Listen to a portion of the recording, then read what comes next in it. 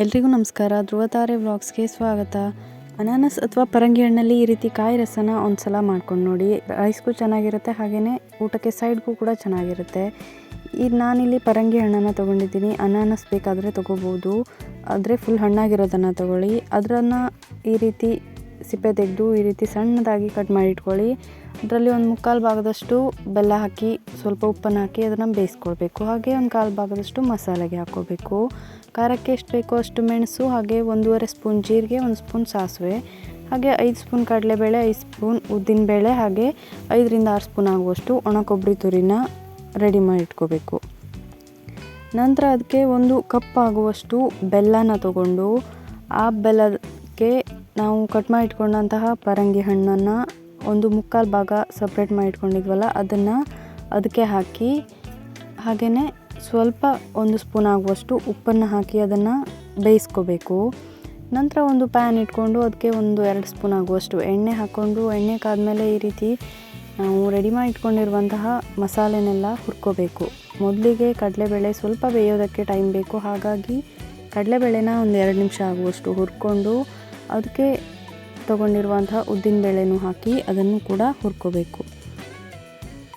ನಂತರ ಅದಕ್ಕೆ ಒಂದೊಂದೇ ನಾವು ಏನು ಜೀರಿಗೆ, ಸಾಸಿವೆ ಅದನ್ನೆಲ್ಲ ತೊಗೊಂಡಿದ್ವಲ್ಲ ಅದನ್ನೆಲ್ಲ ಸೇರಿಸ್ಕೊಳ್ತಾ 1-2 ನಿಮಿಷ ಅದನ್ನು ನೀಟಾಗಿ ಫ್ರೈ ಮಾಡ್ಕೊಳ್ತಾ ಹೋಗಬೇಕು. ನನ್ನ ಚಾನಲ್ನ ಫಸ್ಟ್ ಟೈಮ್ ನೋಡ್ತಾ ಇರೋರು ಪ್ಲೀಸ್ ನನ್ನ ಚಾನಲ್ನ ಸಬ್ಸ್ಕ್ರೈಬ್ ಮಾಡಿ, ಸಪೋರ್ಟ್ ಮಾಡಿ, ಹಾಗೆಯೇ ಬೆಲ್ ಐಕಾನ್ನ ಕ್ಲಿಕ್ ಮಾಡಿ. ಇದರಿಂದ ನಾನು ಹಾಕುವಂತಹ ವಿಡಿಯೋಸ್ದು ನೋಟಿಫಿಕೇಷನ್ ಬರುತ್ತೆ ನಿಮಗೆ. ಹಾಗೆಯೇ ನನ್ನ ವಿಡಿಯೋಸ್ ಇಷ್ಟ ಆದರೆ ಪ್ಲೀಸ್ ಲೈಕ್ ಮಾಡೋದನ್ನು ಮರಿಬೇಡಿ. ಹಾಗೆ ಇದೆಲ್ಲ ಮಸಾಲೆ ಜೊತೆ ಒಣ ಕೊಬ್ಬರಿನೂ ಕೂಡ ಸ್ವಲ್ಪ ಫ್ರೈ ಮಾಡ್ಕೋಬೇಕು. ಈ ರೀತಿ ಫ್ರೈ ಮಾಡಿಕೊಂಡು ಮಾಡೋದ್ರಿಂದ, ಹಾಗೆ ಒಣ ಕೊಬ್ಬರಿನ ಸೇರಿಸೋದ್ರಿಂದ ಅದು ಬೇಗ ಹಾಳಾಗಲ್ಲ. ತುಂಬ ದಿನ ಇಟ್ಕೊಂಡು ಇದನ್ನು ತಿನ್ಬೋದು.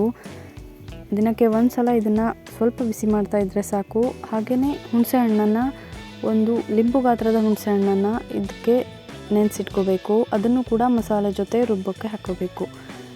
ಪರಂಗಿ ಹಣ್ಣು ಇಷ್ಟು ಬೆಂದರೆ ಸಾಕಾಗುತ್ತೆ ಬೆಲ್ಲದಲ್ಲಿ. ಈ ರೀತಿ ಬೇಯುವಾಗ ಅದಕ್ಕೆ ರುಬ್ಬಿಟ್ಕೊಂಡಿರುವಂಥ ಮಸಾಲೆ ಆದಷ್ಟು ನುಣ್ಣಗೆ ರುಬ್ಕೋಬೇಕು. ಈ ರೀತಿ ರುಬ್ಬಿಟ್ಕೊಂಡಿರುವಂಥ ಮಸಾಲೆನ ಅದಕ್ಕೆ ಸೇರಿಸಿ ಅದನ್ನು ಒಂದು ಸಲ ಚೆನ್ನಾಗಿ ಮಿಕ್ಸ್ ಮಾಡ್ಕೋಬೇಕು. ಈ ಮಿಕ್ಸ್ ಮಾಡುವಂತಹ ಟೈಮಲ್ಲಿ ಸ್ಟವ್ನ ಆಫ್ ಮಾಡಿ ಇಟ್ಕೋಬೇಕು. ಮಸಾಲೆಗೆ ಒಂದು ಕಾಲು ಭಾಗದಷ್ಟು ಪರಂಗಿ ಹಣ್ಣನ್ನು ಕೂಡ ಸೇರಿಸಿ, ಕಡಲೆಬೇಳೆ, ಉದ್ದಿನಬೇಳೆ ಎಲ್ಲ ಹಾಕಿರೋದ್ರಿಂದ ಬೇಗ ತಳ ಹಿಡಿಯುತ್ತೆ. ಹಾಗಾಗಿ ಇದನ್ನು ಫ್ಲೇಮ್ನ ಆಫ್ ಮಾಡಿಕೊಂಡು ಇದನ್ನು ಒಂದು ಸಲ ಚೆನ್ನಾಗಿ ಮಿಕ್ಸ್ ಮಾಡ್ಕೋಬೇಕು. ಹಾಗೆ ಇಟ್ಕೊಂಡು ಹಾಗೆ ನೀರು ಇದಕ್ಕೆ ಜಾಸ್ತಿ ಹಾಕೋದೇನು ಬೇಡ. ಸ್ವಲ್ಪ ಒಂದು ಸಣ್ಣ ಕಪ್ಪಾಗುವಷ್ಟು ನೀರನ್ನು ಹಾಕ್ಕೊಂಡ್ರೆ ಸಾಕು. ಅದು ತುಂಬ ತೆಳ್ಳ ಆದರೆ ಟೇಸ್ಟ್ ಚೆನ್ನಾಗಿರಲ್ಲ.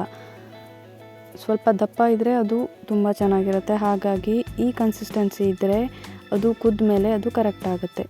ನಂತರ ಒಗ್ಗರಣೆಗೆ ಒಂದು ಪ್ಯಾನ್ ಇಟ್ಕೊಂಡು ಅದಕ್ಕೆ 5ರಿಂದ 6 ಸ್ಪೂನ್ ಆಗುವಷ್ಟು ತುಪ್ಪನ ಹಾಕ್ಕೊಳ್ಳಿ. ತುಪ್ಪ ಬೇಡ ಅನಿಸಿದರೆ ಸ್ಕಿಪ್ ಮಾಡಿ ಅದನ್ನು ಎಣ್ಣೆನ ಹಾಕ್ಕೋಬೋದು.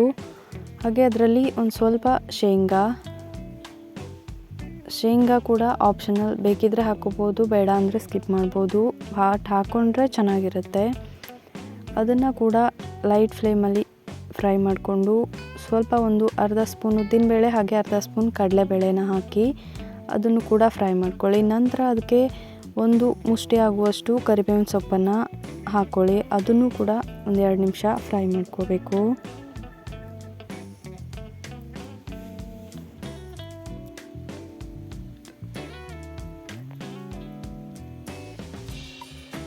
ಇದನ್ನೆಲ್ಲ 1-2 ನಿಮಿಷ ಫ್ರೈ ಮಾಡ್ಕೊಂಡಾದ್ಮೇಲೆ ನಾವು ಮಿಕ್ಸ್ ಮಾಡಿ ಇಟ್ಕೊಂಡಿದ್ವಲ್ಲ ಅದನ್ನು ಇದಕ್ಕೆ ಸೇರಿಸ್ಕೊಂಡು ಚೆನ್ನಾಗಿ ಒಗ್ಗರಣೆ ಜೊತೆ ಅದನ್ನು ಮಿಕ್ಸ್ ಮಾಡ್ಕೋಬೇಕು.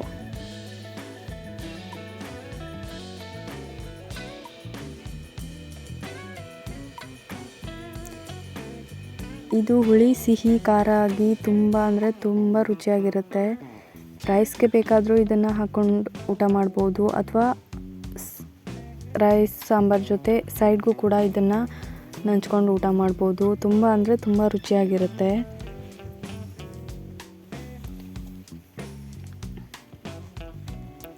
ಇದನ್ನು ಒಂದು 15 ನಿಮಿಷ ಈ ರೀತಿ ಲೋ ಫ್ಲೇಮಲ್ಲಿ ಕುದಿಸ್ಕೊಂಡ್ರೆ ಇದು ಸೂಪರಾಗಿ ರೆಡಿ ಆಗುತ್ತೆ. ಬಟ್ ಇದನ್ನು ಆದಷ್ಟು ಕೈ ಆಡಿಸ್ತಾ ಇರಬೇಕು, ಯಾವುದೇ ಕಾರಣಕ್ಕೂ ಹಾಗೆ ಬಿಡಬಾರ್ದು. ಹಾಗೆ ಬಿಟ್ಟರೆ ಅದು ಸೀದೋಗುತ್ತೆ.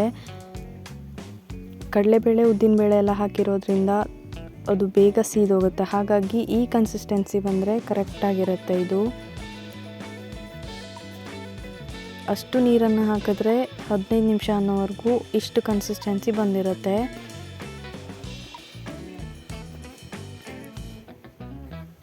ರೆಸಿಪಿ ಇಷ್ಟ ಆದರೆ ನೀವು ಕೂಡ ಒಂದ್ಸಲ ಟ್ರೈ ಮಾಡಿ. ಹಾಗೆಯೇ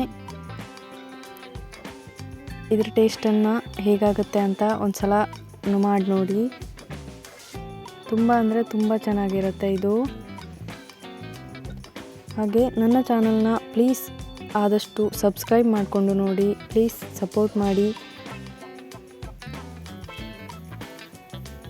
ಈ ರೆಸಿಪಿ ಇಷ್ಟ ಆದರೆ ಖಂಡಿತ ಟ್ರೈ ಮಾಡಿ. Thank you.